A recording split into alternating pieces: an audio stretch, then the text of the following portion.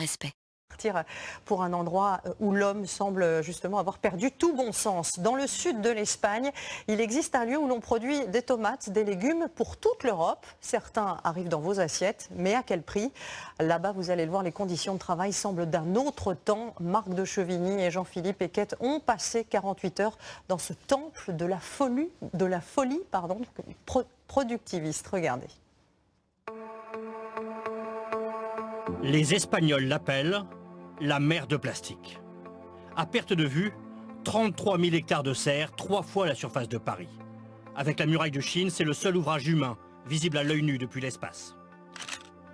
Plus de 2 millions de tonnes de concombres, de courgettes, de poivrons et surtout de tomates sont produites ici chaque année.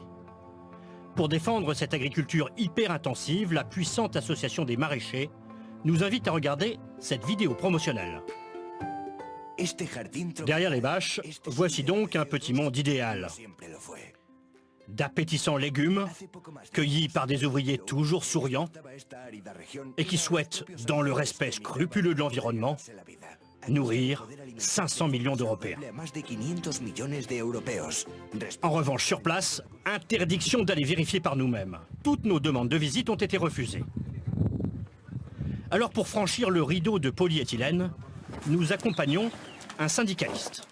Il tente ce jour-là de rencontrer les ouvriers d'une serre pour les informer sur leurs droits. Hola. Bonjour. Ferme la porte. Ne t'inquiète pas. Va-t'en, ferme la porte. Où sont les travailleurs? Ils ne sont pas là. Mais si, je les ai vus. Ferme la porte. Et ils ne veulent pas nous parler parce que le patron arrive. Le voilà.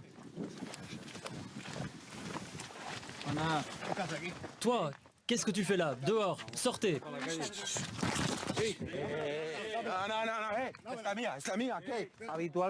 C'est toujours la même chose. À chaque fois que l'on tente d'entrer dans les serres et faire notre travail syndical, d'informer les ouvriers, on s'expose aux insultes et aux menaces.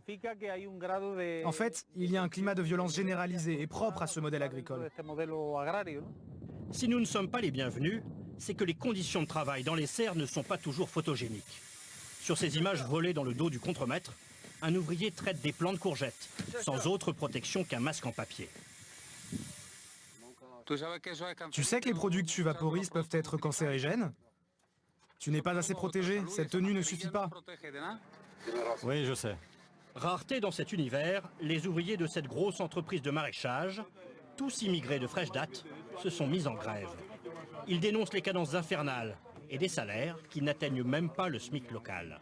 Le travail que tu dois faire à 2 heures du temps, le patron va te dire qu'il faut faire ça à 1 heure du temps. C'est combien le salaire ici? Ici, c'est 5,30 € par heure, alors qu'on fait 6 heures du temps. Bon, avec ça, par jour, 6 heures du temps, on a au moins 33 €. Vraiment, c'est un peu petit. Même pas la moitié du SMIC français. Mais au moins ceux-là ont un contrat de travail. Chaque matin, au bord des routes, la même scène.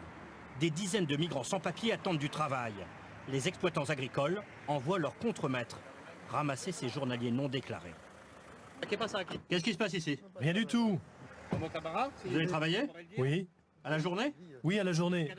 Et c'est pareil tous les matins? Oui, tous les matins. Ils viennent chercher les gens. Combien ils payent ici? 4 €. 4 € de l'heure. Ces journaliers vivent autour des serres dans des chabolas. En clair, des bidonvilles, construits par les ouvriers eux-mêmes avec les rebuts de l'agriculture. Sans eau courante, Adams utilise de vieux bidons de pesticides pour transporter l'eau depuis une fontaine installée par une ONG. Ce Ghanéen est arrivé il y a 1 an, via la Libye, puis l'Italie. Il travaille régulièrement dans les serres. C'est l'endroit où je vis. What is it made of? Oui, le toit est en plastique. On l'a construit nous-mêmes. Ça, c'est des parpaings. C'est compliqué de louer un appartement dans le village. Parce que si tu n'as pas de travail pour payer ton loyer, tu te retrouves à la rue. Se pose aussi la question de la pollution. Car ce type de plastique se dégrade au soleil. Les déchets s'accumulent partout, surtout dans le lit des rivières à sec. Regardez, ce sont des déchets liés à l'agriculture, des bidons d'engrais, des bâches de sol, des bâches de toit et des bacs en polystyrène pour les semis. Ils n'ont pas l'obligation de recycler? Si, bien sûr, mais cela coûte de l'argent de recycler le plastique. Et les agriculteurs irresponsables préfèrent le jeter et économiser 3 sous. C'est un système qui génère des sortes de couches géologiques. Le plastique est enterré lors des crues. Puis il y a une autre couche. Regardez, on ne sait même pas combien de couches il y a. Et c'est profond?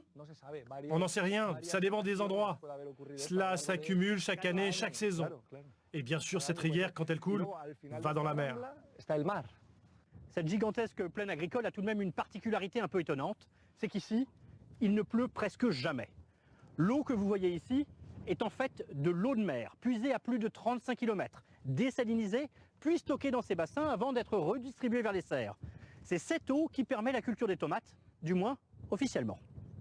En vérité, l'eau désalinisée est trop chère et trop pauvre en minéraux.